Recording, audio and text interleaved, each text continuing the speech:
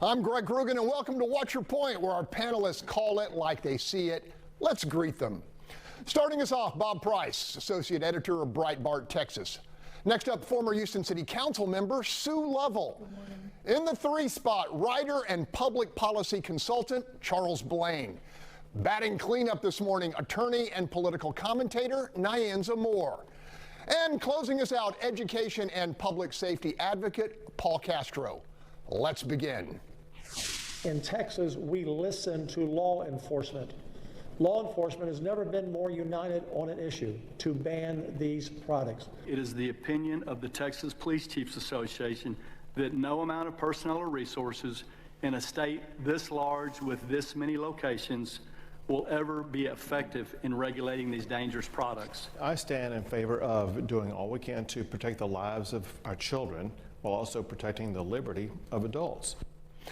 The 2 top leaders of the Lone Star State at absolute loggerheads over the future of THC in Texas. 7 weeks after he vetoed legislation which totally banned much of the rapidly expanding $8 billion industry, Governor Greg Abbott spoke out on the second day of the current special session, calling for creation of a highly regulated marketplace that would be off limits to Texans under the age of 21. No dice, said Lieutenant Governor Dan Patrick, leader of the Texas Senate, who contends there can be no compromise or legitimizing of a substance that's causing demonstrable harm to so many. Know that we will stand strong for a total ban. We will stand with you, and we will stand with Texas law enforcement.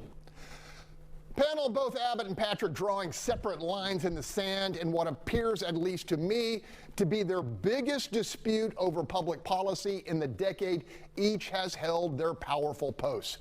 Paul, you've seen the give and take here. What happens next? What should happen next? Yeah, so I think on one side you have the business libertarian position, which is just let it be. But on the other side, I was kind of there. You asked me to pay attention to and look at Dan Patrick's Twitter feed and see the testimony from parents, medical experts, and law enforcement officers. And their concern is this cannot be regulated well.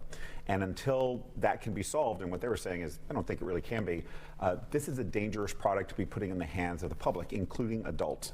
I'm normally of the opinion that if adults want to do something bad for themselves, maybe we should be allowed to do that. Looking at this and looking at online gambling, especially mobile app gambling, and you're seeing how it's just having such a great impact in our communities, and I think these 2 things might be going hand in hand. It might be wise for us to take a second look.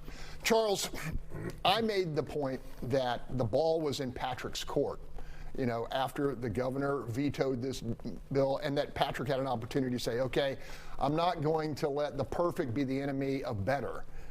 But he's taken a hard line here. Your thoughts? Yeah, I mean, I'm just so curious why this is the defining issue for him. It's been really interesting to see. But I do take issue with the Texas Police Chiefs Association saying that they don't have the resources to enforce it. So if we ban it, then it's going to bring more illicit drugs to the streets, but then we have the resources there to do so. That's going to end up falling on the back of local taxpayers. And so why not look at bringing a tax or an additional fee to the hemp dealers or the THC suppliers to then fund the law enforcement response to it rather than just ban it altogether. It just doesn't make too much sense to me, because I just don't understand this idea that they don't have the capacity to do so, but they'll have the capacity once this is ended and we know that it's going to go back into the shadows. So, yeah, my position is, we can regulate tens of thousands of places that sell booze, but we can't regulate places that sell weed.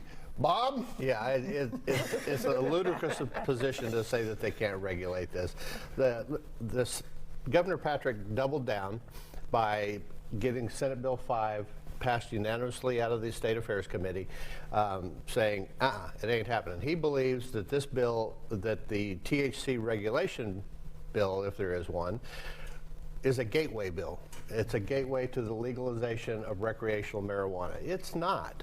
That's not the intent of this. The intent is you've got a $54 billion industry in the state that needs to be regulated. We need to protect children, which they can do.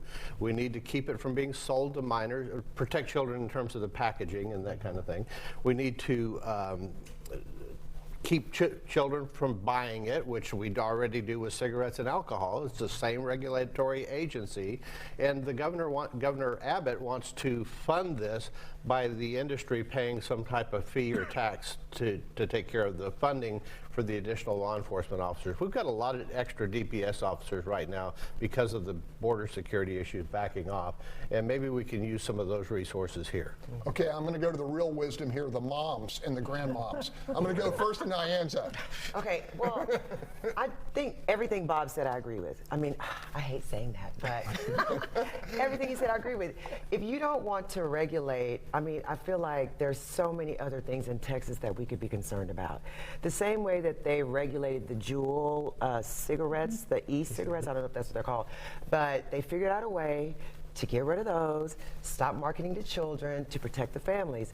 And I don't see them trying to ban cigarettes. So if they can figure out a way to stop minors from smoking cigarettes from the gas station, they can figure out a way to regulate the THC. That sounds like a pretty good argument, Sue. Yes, I'm the grandmother. So look, you take the path of which you've been successful, and they have not been successful anywhere, anyway, in stopping the sale of something that is illegal. That's proven. They have proven that if it is regulated, they have done a good job at regulating. So why not take the path of success when you're making a decision rather than the path where you've been horribly, horribly unsuccessful?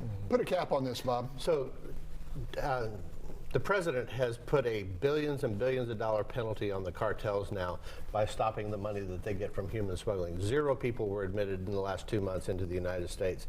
So those cartel people are now looking for a way to replace that revenue, and Dan Patrick's about to give it to them. Mm-hmm. Wow, wow. Let's talk about this more in overtime. Still to come. Headed in the wrong direction. That's how a majority of local voters feel about Harris County. But up next, one-on-one with Congresswoman Sylvia Garcia talking about the controversial GOP effort to redraw election boundaries and turn her district from blue to red.